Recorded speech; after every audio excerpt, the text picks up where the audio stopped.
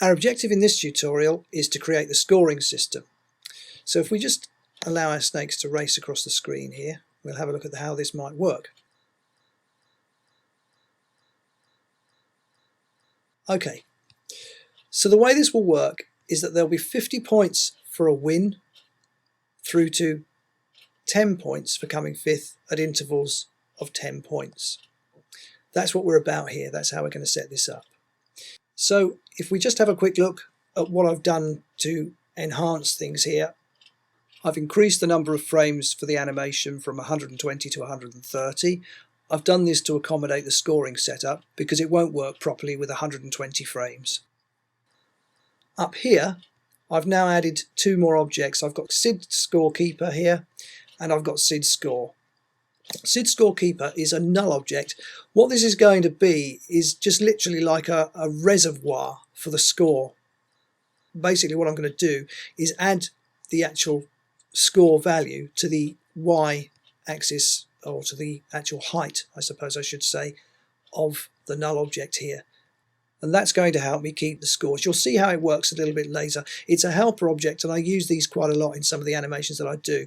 So that will be fully explained. And then SID Score is a simple extrude with a text spline in it. I've used for the font Quartz TS. If you don't have Quartz TS, you can easily get an LCD type font from somewhere like Font Space. They do them. They're easy enough to download. So, of course, it doesn't really matter what font you use, but if you're doing a digital readout, I just think it looks better if you've got an LCD type font. But anyway, they're the changes that I've made with regard to objects in the object editor here. So if we open up the Expresso, we have our previous extension to the expression here, and we need to now extend this a little bit further to get the scoring system implemented. First thing I'm going to do is frame all, come down to here, frame selected, because once again I need to use the time node, so I'm going to bring in a logic compare, and I'm going to plumb my frame output into the top input there. Go back to frame all and bring this up here. Select all of these and frame selected, and zoom out a tad so that we've got a little bit more space to work with. Somewhere there should do nicely. Okay, so just set myself up so that we can see what we're doing. So in the compare, I'm going to say if our frames are equal to 120. So when we've reached that point in the animation, that's when we're going to use the compare. The next thing I'm going to do is bring in a math node, and I'm going to set it to multiply in the function and put 10 in input 2 there. And then I'm going to connect the output of this condition to the math multiply, because we've got the numbers 3, 4, 2, 1 and 5 set up in there, which are going to be triggered by our snake's finishing positions. So we're going to get these numbers, and then we're going to multiply by 10 to give us our scores ranging from 50 through to 10, or from 10 through to 50, whichever way you like to look at it, to give our snakes their scoring for each race. And we're going to do the best of 10 races. We'll come on to that a bit later. But that's the first part of that setup. The next thing to do is bring in two conditions. Copy that one across. So we've got our first condition there. Both of these conditions are going to be switched by the compare. We need both of them to be switched once we've got to 120 frames. So the first condition, we're going to leave input 2 at 0 and plug the result of our score from our multiply into the second condition. Move our first condition over a little bit to there.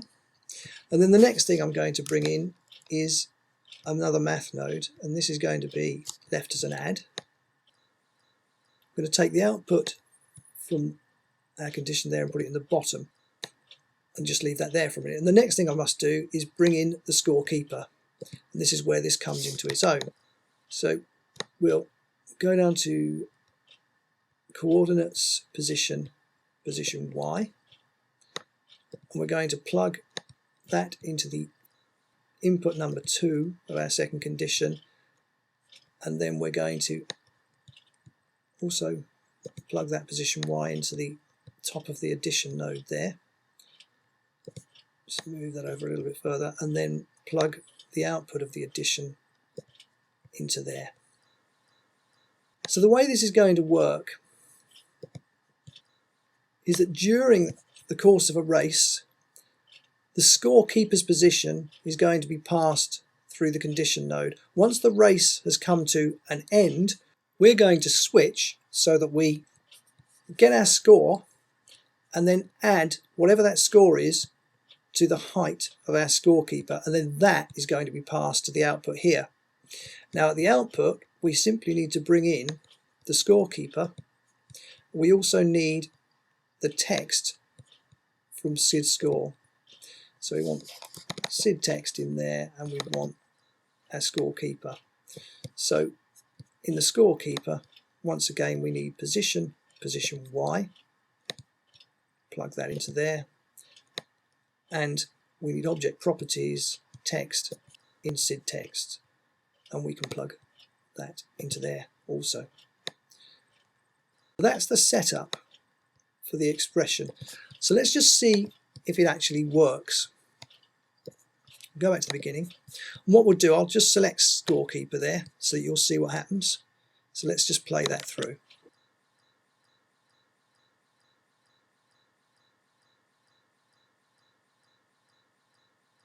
Okay, and you could see Sid's come in fourth, so 20 points has been added to his score, and you saw the scorekeeper there leap up. And if we check its coordinates down at the bottom, we can see that the Y axis, we've now got 20 centimeters in there. So the expression is doing exactly what I said it would do.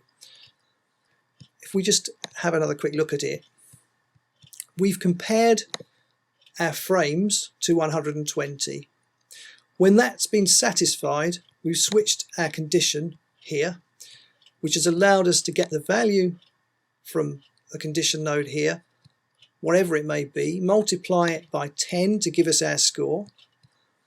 We've then passed that value to an addition node here, or a math addition. We've got the scorekeeper's current position Y, and we've added the score to it. And we've then, because this has been switched by the first compare, taken that value and we've added it to the scorekeeper's position Y. While the race is in progress, the compare node is keeping our condition here switched to use input 2 here. The same applies to our first condition, which is passing 0 from its output to the addition's input, and therefore adding nothing whatsoever to the position of the scorekeeper, which is being passed to both of these and keeping the score in stasis while the race is running. That's how this is working. So it's quite a simple setup again. I mean, as you can see, most of this stuff, it is very simple. It's just that it needs to be broken down into its component parts and explained to you in order to make sense. But that's exactly what's happening here. And you can see that it works perfectly. So let's just run that through again, get another score on the board. And this time Sid's come second, so he's had 40 points added, and you can see the scorekeeper has jumped up to 60. So we've had 40 and 20, we've got 60. So it all works fine. At this point, because I'm only working with SID as I always do, I'm going to do the classic thing and stop the tutorial here. I'll copy and paste all of this and bring the text and the scorekeepers for the remaining snakes in, and then set the whole thing up, and then we'll have a look at all the snakes scores operating. So I'll just pause it there and I'll be back with you very, very shortly.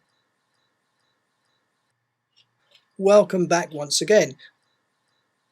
As per usual, I've plumbed everything in as needs be, tested it out to make sure it it works, and it does indeed do so. So if we just have a quick zoom in and just see what we've done here, just to give an example, we just frame selected. So all I've had to do, obviously my compares for each of the new extensions to the expression that I've added, I've plumbed into the frames of the time node. All of the multiplies are taken from the conditions here as needs be, and I've brought in the appropriate text and scorekeepers into these nodes here. So easy mistake to make is that you do it in that scorekeeper, but when you copy across you leave Sid's scorekeeper in those, so make sure that you just bring the appropriate scorekeeper from Nancy, Bonnie, Clyde and Dave into those there. And that's really all there is to that one. So let's see what we've got working. Let's take it back to 0. What I'm going to do, I'm going to select all of those scorekeepers and I'm going to reset them all to 0. That's how we reset our scores. So let's just play this through and see what happens.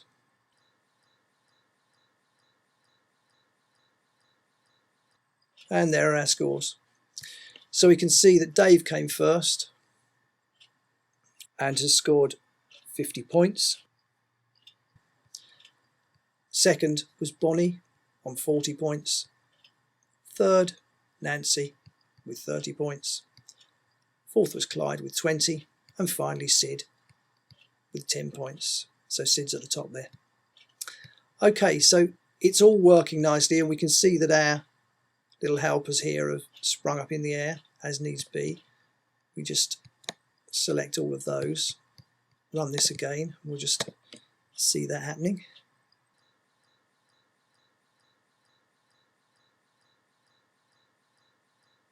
And away it goes. So that's it. That's how you do a scoring system for 5 snakes. Quite a simple setup really. Just a few more nodes that needed to be added, and we're there with that particular part of the expression. There's a bit more to do to it actually, and in the next expression that we're going to add, or the next part of this expression that we're going to add, we're going to basically create a slither counter or a race counter. We're going to do this over the best of 10 races, and I'm calling them 10 slithers.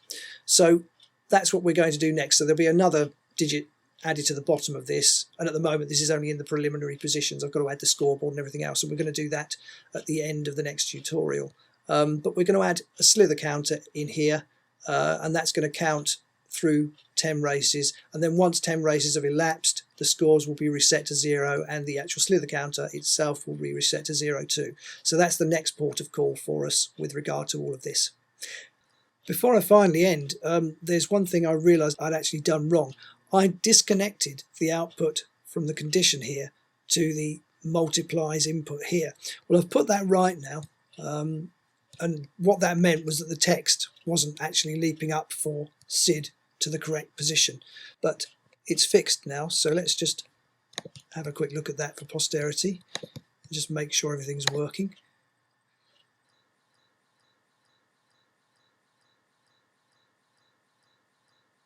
Yep, and everything's back to where it should be. The text for Sid is leaping up to the correct position now.